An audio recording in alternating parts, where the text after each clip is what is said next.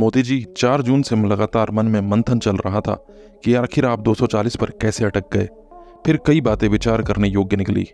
वर्ष 2014 में देश में चुनाव आया तो आपने कहा, मैं प्रधानमंत्री नहीं, मैं तो प्रधान सेवक हूँ। देशवासियों ने जबरदस्त स्वागत किया। बदले में आपने देश हित में कई महत्वपूर्ण कार्य किए। मजा आ गया। समय बदला। 2019 में आपने कहा, मैं तो देश का चौकीदार हूँ।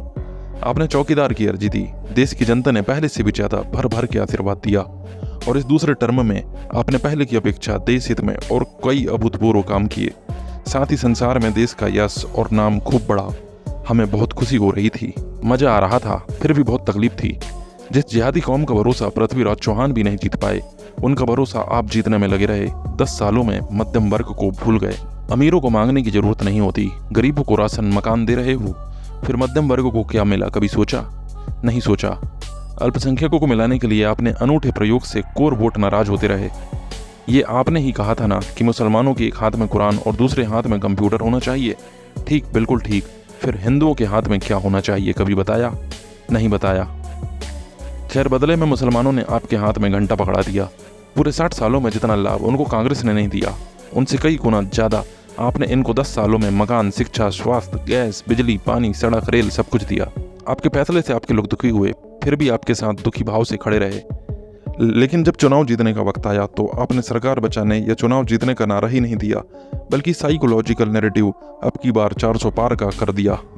आपके वोटर बाहर ही नहीं निकले क्योंकि सब यही सोचते रहे कि अरे 400 पार तो हो ही जाएगा, मेरे एक वोट से क्या होगा। आपने कांग्रेस और राहुल गांधी और विरोधियों को सड़क पर उतार दिया। आपसे दूसरी बड़ी गलती यह हो गई, बंगाल में आपके कार्यकर्ता मरते रहे, प्रताड़ित होते रहे, रोते रहे, कलपते रहे, मगर पूर्ण बहुमत की सरकार होते हुए भी आपने कुछ नहीं किया। अजी, कार्यकर्ता तो छोड़िए, सीबीआई, ईडी भी पिटती रही, आपने कुछ नहीं किया। ममता को हटाया क्यों नहीं? ममता पर कार्रवाई क्यों नहीं की?